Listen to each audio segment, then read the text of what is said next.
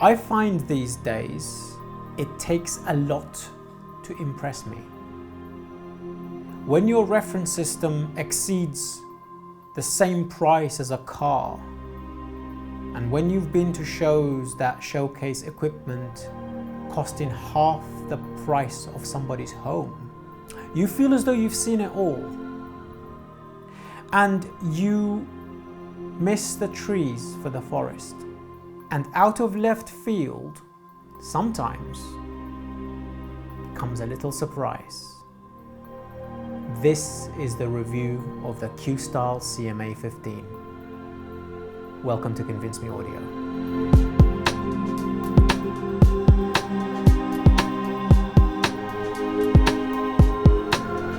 First and foremost, a special thank you to QUESTYLE for sending this unit in for review and assessment. Previously, prior to this video, I gave their M15 portable amp DAC the moniker of the best dongle under $500 for good reason. They won last year's 2022 award for best value for money. QUESTYLE are back again with their anniversary edition, 15 years in the making, their current drive CMA 15. This is an all-in-one unit, very small, for somebody who wants something clean at their desk.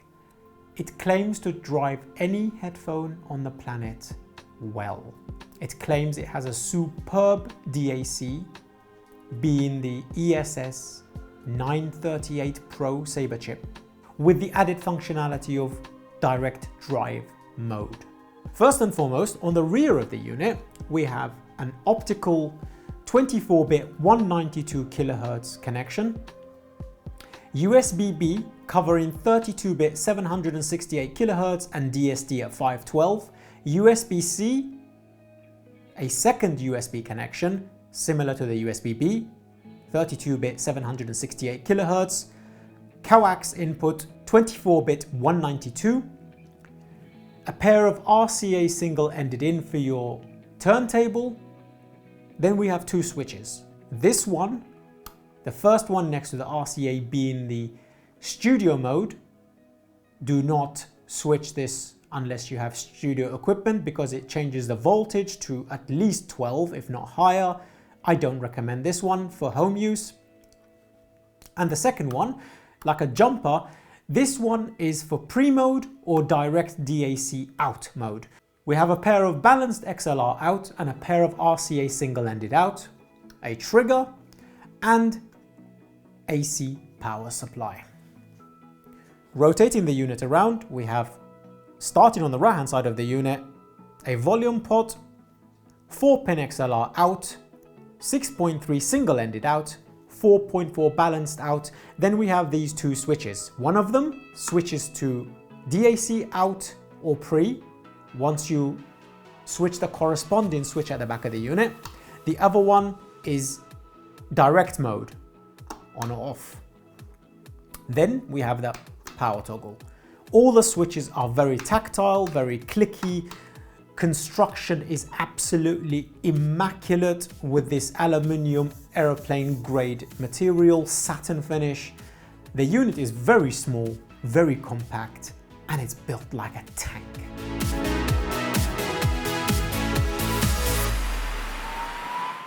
The distortion seems to be coming in at 0.0003, so pretty good numbers up here. But these are from the manufacturers, obviously. If you fancy other measurements from other third-party companies, please check out the information down below. We have 2 watts into 32 ohms, but due to the current drive, the CMA SIP drive modules in this unit, normal numbers don't seem to apply as it does with other all-in-one systems, because 2 watts at 32 ohms doesn't seem like a lot. Not until you switch this unit on and you realize numbers only tell a very small part of the story. We have an array of LED indicators for all the sample rates, etc. And that is the unit. Oh, before I forget, something very irksome.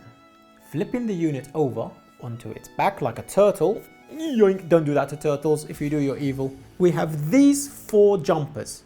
Now these have to be changed simultaneously together, similar to the Syncsa SA1 for standard and low gain. The unit has to be switched off first before this functionality is actually implemented. I don't like that. That's one caveat that I can't get over. If that toggle was on the front like one of these with another switch next to it, I would have loved it. Also, there's a flush button next to these 2 switches at the front, which I completely forgot about. This changes the inputs: USB-B, USB-C, coax, optical, and yada yada yada. We also are supplied with a remote, which seems to be third party because there are some buttons that don't work on it, but it seems to be adequate and it does the job. But in my use case, because this has been next to me on the desk, I keep patting it. I've never needed it. So your mileage may vary there. So that's the unit. Coming in at $2,499. It goes alongside the IDST Pro Signature at £3,200. That's an all-in-one as well. Against the benchmark DAC 3, where you have a headphone out, pre-DAC, etc. An all-in-one basically like this. And this one. There aren't many of them about. There's also the Chord TT2 over there. That's like $5,000. So we'll do some comparisons later on in the review. But first and foremost, that's the hardware, that's the software. Let's discuss what this thing can do, because it's boasting a lot and I think it brings a lot to the table.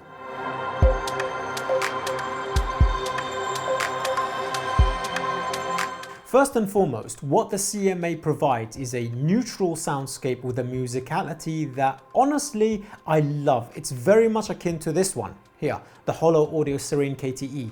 Now we know that's a pre, but it's got 2 to 3 watts of power that can be used with a headphone adapter, so you can use it as a headphone out. And it was so beautifully liquid, especially with these beasts here, the Atrium from ZMF. I purchased the Serene within 2 days. When Cam from Golden Sound came over, he bought the Serene, I heard it with Atriums, and within a week it was mine. It was that kind of love and connection with the music. CMA 15 provides the same soundscape, and it's engaging, and it's lush. Ever since this unit landed for review, it's been on my desk as my daily driver. And we have the reference system here. We have the K&H A300 Mark IIs here. We have so much equipment. But I don't think any system, honestly, has been used as much over the last few months as the CMA 15. It's beautiful sounding. And there's a reason why Susvara's on my head. With an all-in-one.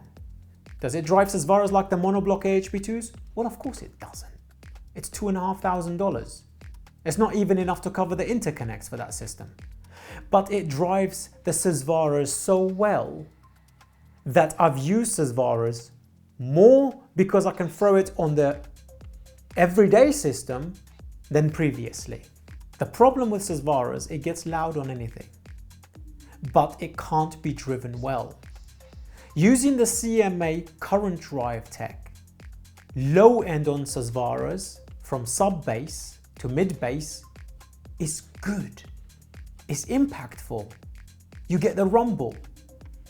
You don't get the AHB2 continuous 20 Hz hitting every peak constantly every time with every genre, but it's good enough that I think you will have difficulty building a system below 3,500.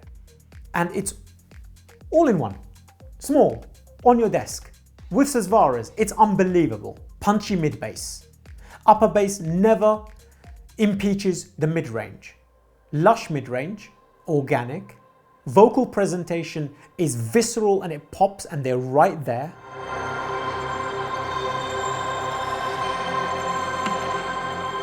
Stage is intimate to good.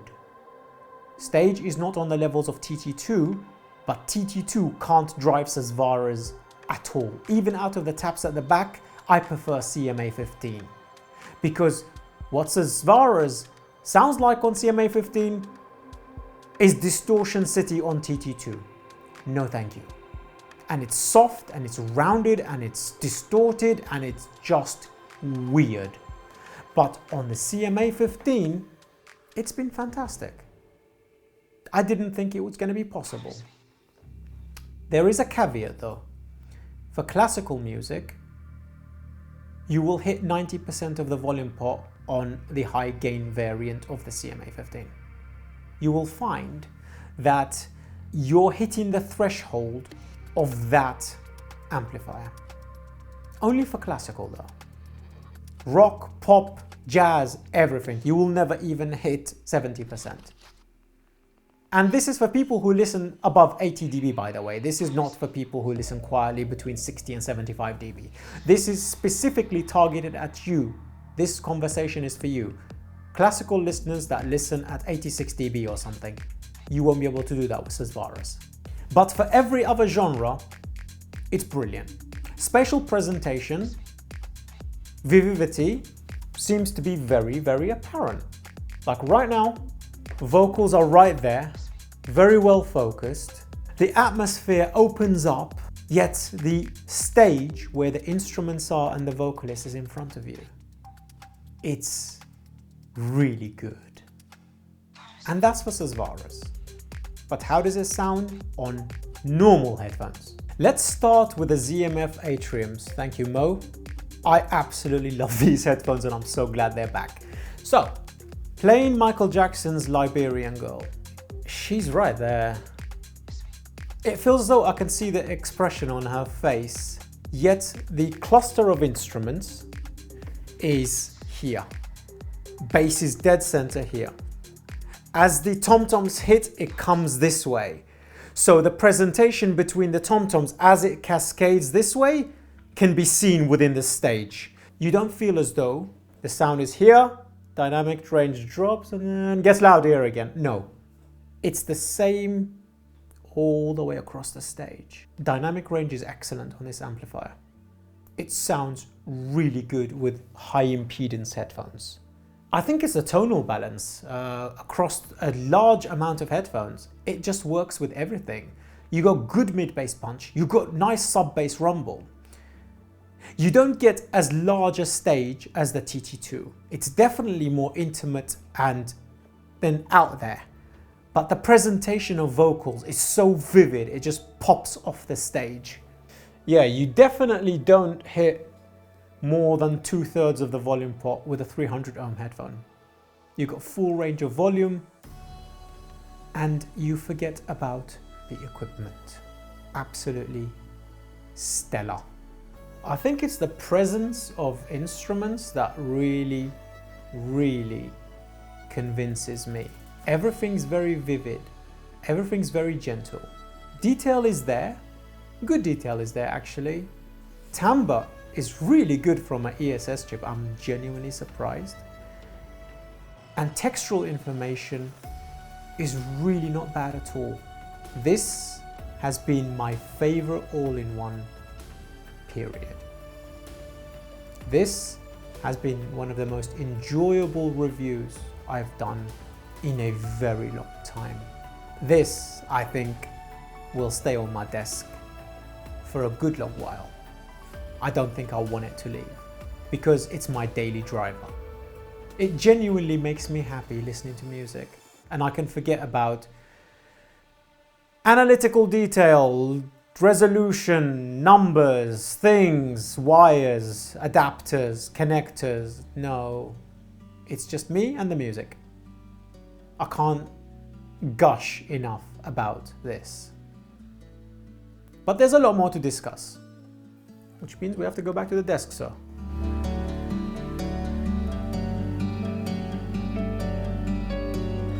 So, using some of the other inputs like the coax and stuff with the Holo-RED as the DDC, I found I actually got a better experience than using USB, incidentally. I think decoupling the noisy source, my Mac Mini, from that environment of implementing it into the USB was actually a better experience, a smoother experience with less distortion in the treble region.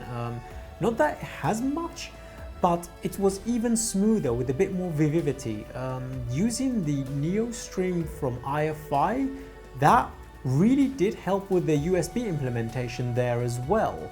I found it to be a far higher performer than connecting directly to my Mac Mini, which was fantastic. I mean, both of those streamers are here for testing. There will be a shootout at some point, but it does make a difference. Using a DDC or a streamer really does assist with this unit. I'm using an IFI ZenStream for that to isolate that system too. So basically what I've done these days now is isolate every system in the studio with its own DDC or streamer so that it doesn't go anywhere near the Mac Mini, which has an awful USB-A controller. But there are other connections on this unit too. The Pre has been pretty damn freaking great. I used it with the HA300 Mark IIs in that review. Because it's got the studio mode where it increases the voltage and you can control it really well, and HA300 Mark IIs really do like a hot sauce, like a really hot sauce. It really did provide punch and dynamics and vivacity, and it really made a lively music representation, which I actually genuinely enjoyed. The DAC in it is surprisingly good. Not just good, surprisingly good. You will never be able to build a system for $2,500 of this caliber that can go from Susvaras to Mad24s. I've been so impressed with this unit as a rule. Yeah, I think somebody's going to yell at me and go, okay, you like this thing a little bit too much. We need to separate you a little bit. I keep fondling it when I walk past. It's like the TT2 fixation. I think having both of them here, I'm close to like an aneurysm, but yeah, I love the CMA 15. But there are caveats. Now let's discuss those because there is a couple.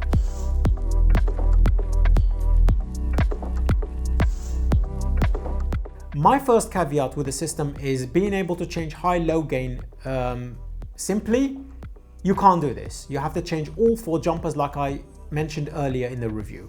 This is rather irritating because you have to shut down the system. It's like the Syncset SA1. So in the next model, I definitely would love a toggle switch on the front so that I can actually implement this. Because for IEMs, it's too powerful.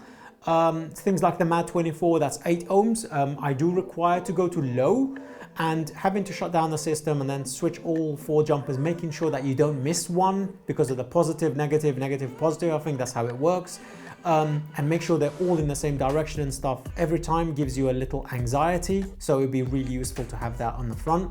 I think the other, it's not a caveat, it's more of a request. I would like I2S to be implemented or a balanced XLR to be implemented in the next model, but it would make the unit bigger. That's the problem. The chassis is very small.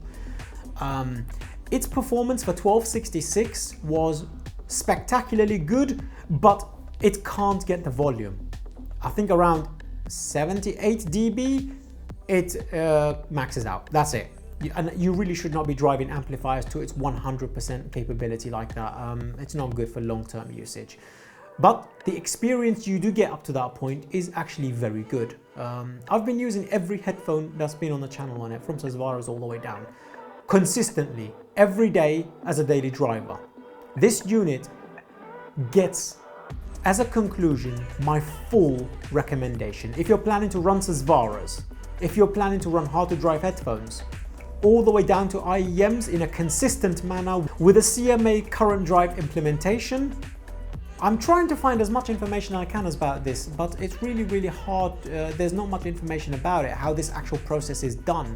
I believe the current drive circuitry happens after the output stage of the DAC, and in between that and finally the voltage of the output stage, but I could be mistaken. It's very difficult to actually pinpoint exactly what it's doing. It's not 100% full current drive like some current drive amps we have on the market, I don't believe, but it's something similar. And what it does with headphones in regards to providing voltage and current simultaneously in a consistent manner so that it doesn't crap out has been absolutely superb. As you know, I'm not an engineer, so it's very difficult to actually make out technically what's happening inside this thing. But sonically, it won the award of 2022 all-in-one, period. It's the best price to performance ratio. It's the best Susvara experience under $3,500 I don't think you can build a system that does as good a job as this genuinely. I love this unit and I think it's freaking fantastic. So let's do the scores.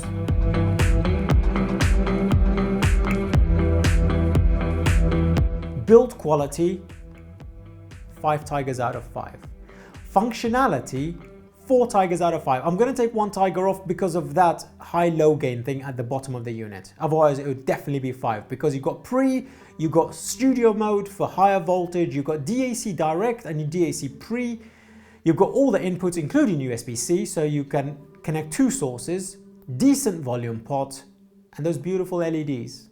The remote could be a little bit better. I want a metal remote next time too, please. So, 4 out of 5. Sound quality, 5 tigers out of 5. I love this thing. It's addictive and it's enjoyable and I keep listening to it.